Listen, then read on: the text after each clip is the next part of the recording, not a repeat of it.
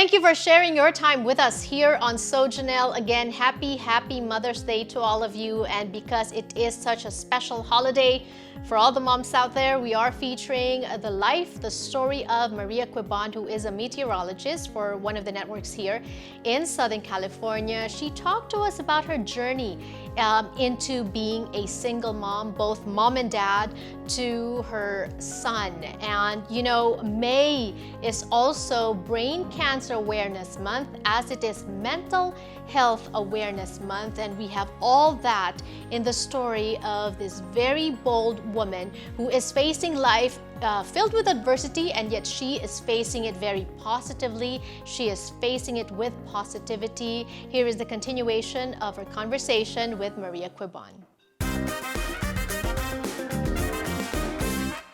You lost a husband, but you had a son at that time. What was it like? And he was so young. He had just turned 5. He waited until right after his birthday. Yeah. How did you explain to him? Yeah, this is one of the reasons why I wrote the book. Because we went through what I think was one of the most harrowing things you could possibly go through. And I wish that I had a book like this at the time. To help you. Yeah, I felt lost. From the moment we were at St. John's that day, getting that diagnosis, I felt like my heart was racing constantly every day of fear. And so a friend, thankfully, her name's Katie, who was a friend of a friend who apparently had a very similar diagnosis, but she is one of the lucky ones and has continued to survive. She called us right away and said, the first thing you have to do is find a good therapist. You need a good counselor. That was one of the best advice that someone gave us, for sure. And so we found someone, Freda Wasserman, who led us to Betsy, ultimately, who is still our family counselor today. And without the two of them, we wouldn't have found the language to explain to Gus, to a 3-year-old, what cancer was, what brain cancer is, and what death is. You can't do it alone. You are proving that you can do it alone, though, in terms of being a single mom. And I feel like, just on the outside, observing, following you on social media, you are doing it brilliantly. Thank you. I love that we're talking about a lot of things here, because May, there's so much around May. Yes. There's Mother's Day for a single mom.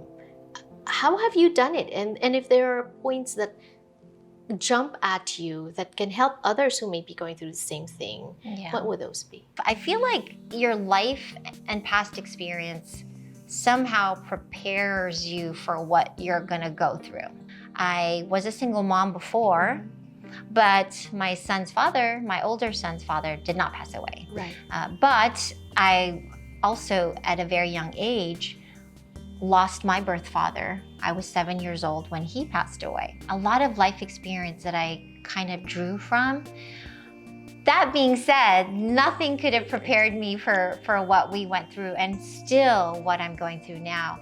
I have to say, how did I do it and how do I do it now? I have a village that's around me, and I'm so grateful for them, including my family, of course. I have a huge circle that's around me, not just my immediate family from my parents and my brother, but my late husband's family, who are just amazing. Every single one of them. The community that is around me at school, at my son's school, at church, and my viewer family. You know, when I talk about my work and where I work here, but my bosses, my viewers that constantly give me words of encouragement and support. It really helps to heal my heart.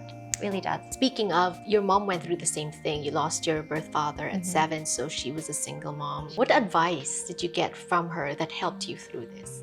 My mom was very strong during that time. I do remember that. She was definitely my hero going through the early part of this journey for me, because I remember how strong she was and how really she didn't have any fear.